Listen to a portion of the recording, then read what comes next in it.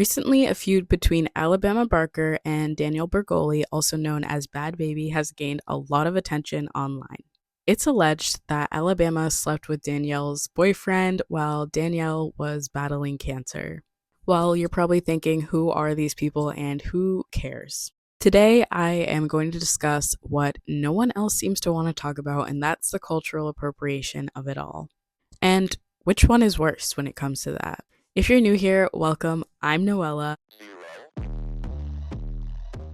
This is my second video on this channel, so welcome. I make commentary style videos on fashion and pop culture, and I really wanted to make a video about cultural appropriation. So I figured what better way to talk about it than this feud that's been going on that has gained a lot of attention recently. Without further ado, let's get started, but please keep in mind that the people that I'm talking about are people and they're human and they make mistakes, and please don't go bullying or sending hate to anybody that I'm talking about in the video. Before I dive into the cultural appropriation part, I do want to give a little bit of history on both of them before I talk about the cultural appropriation.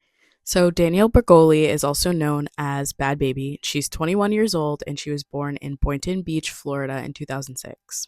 And in 2016, when Danielle was about 13, 14 years old, she was brought onto a Dr. Phil episode to talk about her bad behavior. Someone was laughing in the audience and Danielle got really annoyed, prompting her to say, "Cash me outside, how about that?" which blew up online and she went completely viral. People were making t-shirts and it was very wild. Benefiting from the internet fame, in 2017, she came out with a song called These Hoes. It was under the name Bhad Bhabie.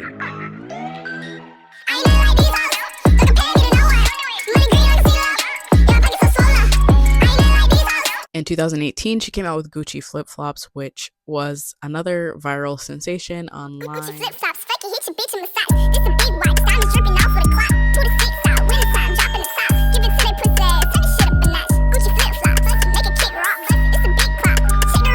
And also Hi Bitch without a T. I actually liked this song back then, so I'm not gonna judge you if you like her music and you thought this was good back then. She also went on to do songs with Lil Yachty, Ty Dolla $ign, YG, Lil Baby, City Girls, and Asian Doll. After all this, she continued to go into other business ventures. She even had a reality show on Snapchat that apparently did really well. And she also stayed true to her name as Bhad Bhabie, and she had quite a few feuds over her time. She once allegedly threw a drink at Iggy Azalea and told paparazzi that it was about Iggy Azalea's comments on Instagram. She also got into a huge fight with Woah Vicky and Lil Tay, but who really cares about that? I'll get into the cultural appropriation part. So in December of 2019, she posted a picture of her in box braids on her Instagram story. If you didn't know, box braids are a popular black hairstyle that dates back to about 3500 BC in Africa.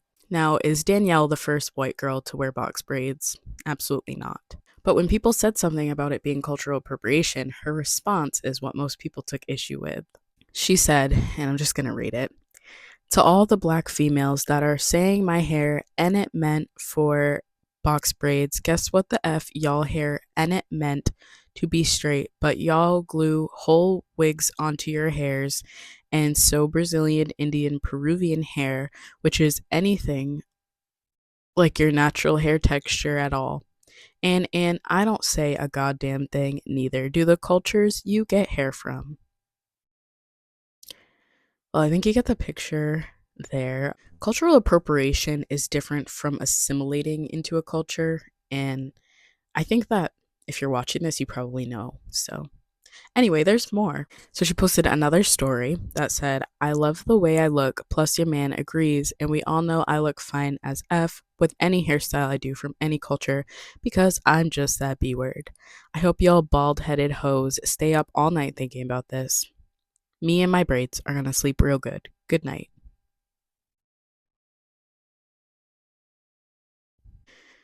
So obviously she doesn't know what cultural appropriation means, and that's why she said all this, but the things that she said in her response were clearly not okay, and I feel that they further exemplify the issue at hand here. It really is. You cannot act the color. Do not tell me I'm acting black because I'm not. I'm acting whatever you want to call it, urban, I don't even have a name for it. I just call it me. That's what I call it. How I act is me. I get braids all the time. You can't tell me I'm acting black because I braid my hair. Like, that makes no sense whatsoever. One race does something more than another race.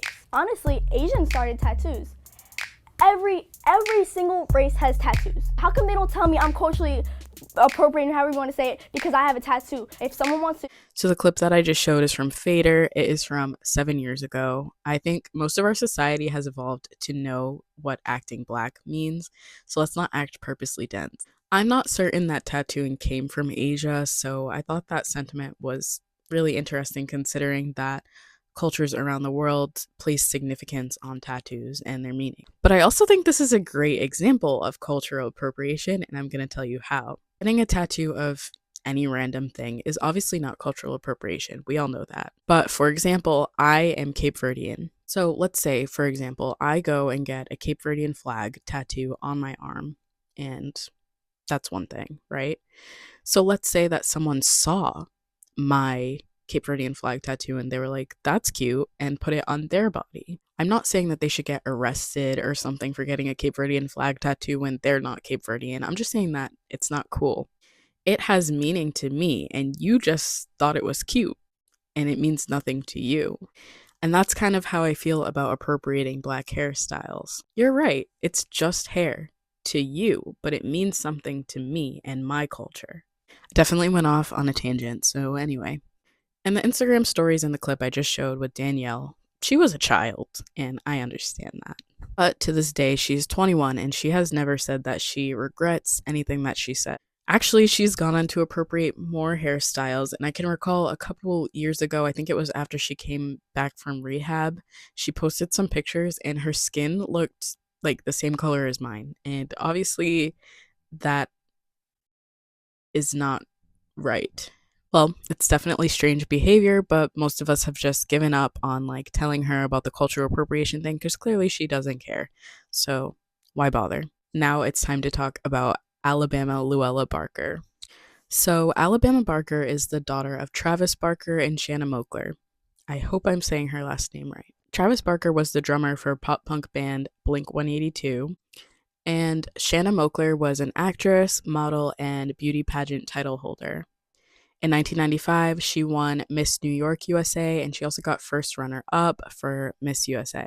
And I'm not gonna lie, I had a really hard time finding more information about Alabama's early life, but I do know that her family did a reality show called Meet the Barkers, and Alabama was born in the second season. To be clear, I didn't watch this. I'm not sure that I really have the capacity to, but this is what I read online about it. So in 2017, she had her music debut with Our House. And here's a video of that if you'd believe that it's the same person.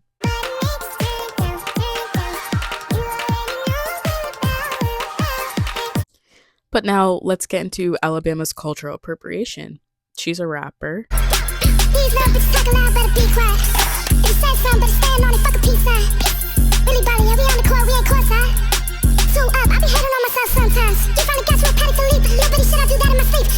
Rap is not cultural appropriation. There are many popular white rappers. Rap is an art form, it's subjective, so there's really no issue with white people rapping. Most of us have never really had an issue with white people rapping. I do want to add that personally, I do think it's important to credit the founders of the genre and do some research on the history of hip hop before you try your hand at it, but really it's not required. So she doesn't have to do that. No one has to do that. Just putting it out there that I think that you should do that before you rap. Though hip hop is still dominated by black people, white privilege does exist in the genre. It's easier for a white person to blow up from rap, and on top of that, Alabama Barker's a Nepo baby, so that just adds to her privilege in music. So, I mean, let's just be honest, it's very clear that she pulls her inspiration from black culture. She has her edges laid, she has an urban streetwear style, is what they call it. Also has a black scent, even though it's very clear that no one who raised her talks like that. Hey, Ashley. Jay, get your iPad on. He talking about, I said, Jay, come do my hair today. He said I can't, but I would love to. Who you getting smart with? And she constantly surrounds herself with black people, and especially black men. It seems that black spaces like the Shade Room embrace her and help her keep her fame going. And I mean, with influencer culture nowadays, if Black aesthetics is what is helping her get views and clout, of course she's going to keep doing it. If that's what pays, then she's going to keep it up. So now let's get down to the point of the video. Whose cultural appropriation is worse? Obviously, it's hard to say if any cultural appropriation is good, but I do think that we can have a nuanced conversation here. So, Alabama grew up privileged in Calabasas. Danielle did not. I myself grew up privileged in a suburban neighborhood. I feel that I don't try to fit a role or fit into a certain aesthetic. I'm just me. I just do what makes me feel happy, and I'm myself. And I want to say that this is because I'm almost 10 years older than Alabama, but really I just feel that it's because I'm not trying to keep up an image. And obviously, as someone who's famous, you'd want to keep up an image for yourself. But it's like she's playing a role, she's being a caricature of what Black people look like or act like or whatever. I'm just being myself, and I think that Danielle Bregoli is just being herself, and I hate to say it. Because really, another factor at play here is Alabama's total switch up. She went from bubblegum pop girly to this urban style rapper. But that makes you wonder if she picked up these aesthetics to help her brand. And like I was saying earlier, it's like this aesthetic means nothing to her, it's just for clout. With Danielle, she never switched up, and we know this from seeing her on Dr. Phil. Though she's obviously heavily influenced by Black culture and aesthetics, it's more authentic to her because of her experience with it. Alright, so here's my verdict. Both of them are clearly wrong for culturally appropriating. So I would say that Alabama Barker's cultural appropriation is worse because it's not personal to her.